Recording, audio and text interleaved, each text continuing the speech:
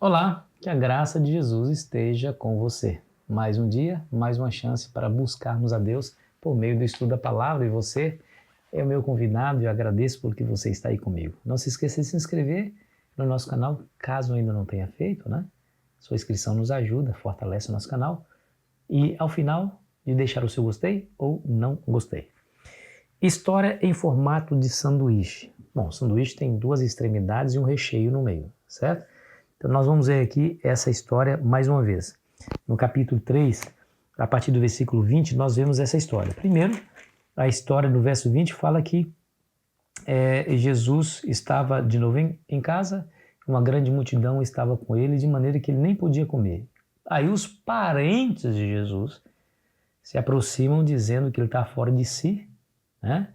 E aí essas são as duas, essa é a primeira parte. Vamos dizer que esse é o primeiro pão do sanduíche. O segundo pão do sanduíche está no verso 31. Nisso chegaram sua mãe e seus irmãos, tendo ficado lá de fora, mandaram chamá-lo. Muita gente estava sentada ao redor dele e lhe disseram, presta atenção, olha, tua mãe e teus irmãos e irmãs estão lá fora à tua procura. Então ele lhes respondeu dizendo, quem é minha mãe e meus irmãos? E correndo o olhar pelos que estavam sentados ao redor, disse, eis minha mãe e meus irmãos. Portanto, qualquer que fizer a vontade de Deus, esse é meu irmão, irmã e mãe. Olha que coisa interessante. Esse aqui é as duas extremidades do sanduíche. O centro do sanduíche foi aquela controvérsia com os fariseus, quando os fariseus disseram que Jesus estava expulsando demônios pelo poder do maioral dos demônios, que é Beelzebul, lembra? E Jesus diz assim, ó, uma casa dividida contra si mesma não subsiste. Que coisa interessante, né? Veja que as duas extremidades da história parece contradizer o centro da história. Que nas duas extremidades, a família de Jesus diz que ele está fora de si, que ele precisa ser retirado dali à força, né? O verso capítulo 3, versículo 20 fala que vieram para prendê-lo, né? Verso 21. E quando os parentes de Jesus ouviram isso, saíram para o prender. Queria tirá-lo à força, porque dizia que ele estava fora de si.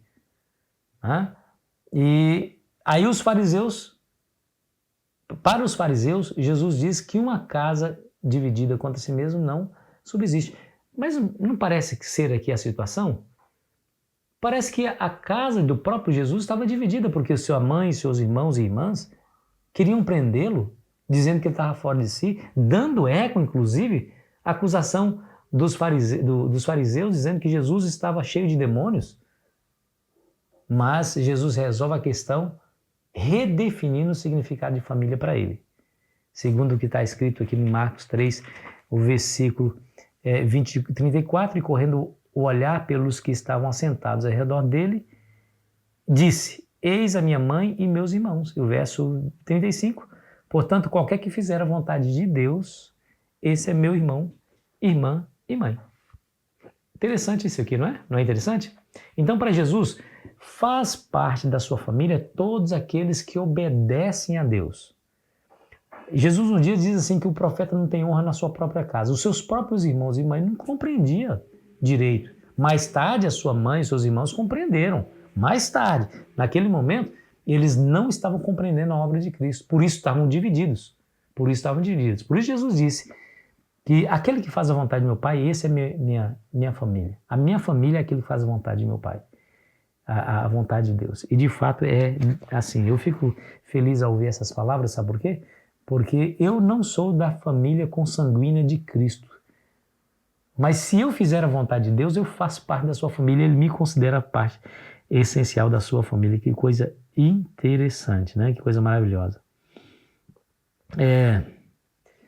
Ao longo da história, muitos cristãos tiveram que amargar a realidade de se verem alienados da sua própria família, porque a família não aceita a conversão, porque a família deixa de demonstrar amor e afeto porque eles aderiram a uma fé diferente.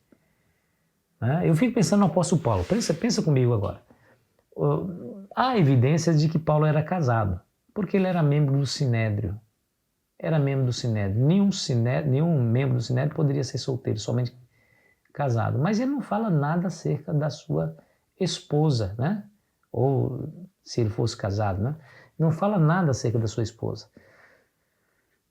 Inclusive ele diz assim lá em 1 Coríntios capítulo 7 que os solteiros deveriam fazer como ele, não tocar em mulher. E por que ele disse essas palavras, não tocar em mulher? Porque talvez a sua separação não foi por motivo de adultério, motivo esse que daria justificativa para um novo casamento. A sua esposa o largou por conta da sua fé. Judia como era, não aceitou a sua conversão ao cristianismo e por isso o abandonou. E ele teve que viver sem uma família, a ponto de dizer assim, eu não toco em mulher, ou seja, eu não quero ninguém para mim, porque ele já era casado. Tá vendo aí? Então, ao longo da história, muitos cristãos tiveram que enfrentar esse problema de oposição da sua própria casa. E eu quero dizer para você que Jesus entende essas pessoas. Se você foi uma dessas, Jesus te entende, porque Jesus também sofreu oposição dos seus próprios parentes. Quando esses não entenderam, mais tarde eles entenderam a obra do Mestre, a ponto de Maria estar sempre ao lado de Cristo, inclusive no momento mais difícil da sua vida, que foi a cruz, ela estava lá ao pé da cruz, a única que estava ao pé da cruz, juntamente com João.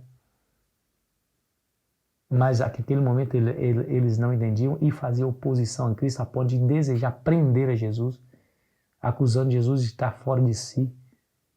Uma pessoa fora de si é aquela pessoa que traz perigo até para a sua própria saúde, a sua própria segurança. Então vamos prendê-lo porque ele não quer comer. Imagina, dá tanta atenção às pessoas a ponto de não querer nem se alimentar, né? Querido amigo, querida amiga, Jesus amava fazer a obra de Deus, amava fazer a vontade do Pai. E é assim que ele faz, assim ele vai fazer sempre. Se tem uma coisa que ele gosta de fazer é tomar tempo para estar perto das pessoas, ouvir-lhe as suas orações, para conhecer as suas inquietações, a fim de que essas pessoas possam ser atendidas. Você pode orar a Deus, a Jesus, e Ele vai estar ao seu redor no momento que você orar. Você está à distância de Cristo somente de uma única oração. Orou, está na presença dele. A Bíblia fala que Ele sabe das suas necessidades antes mesmo de você pedir. Então fique firme na presença de Cristo, busque-o com todo o seu coração, com toda a sua fé, sabendo que Ele te entende quando você enfrenta oposição, principalmente daqueles que você mais ama. Saiba que você faz parte da família de Deus. Jesus te considera assim. Ore comigo. Querido Pai, te agradecemos, Senhor, por mais uma vez nos fortalecer a fé, demonstrando que fazemos parte da sua família. Queremos lhe obedecer e fazer a tua vontade. Queremos permanecer no seio da tua família. Nos ajude para isso, em nome de Jesus. Amém.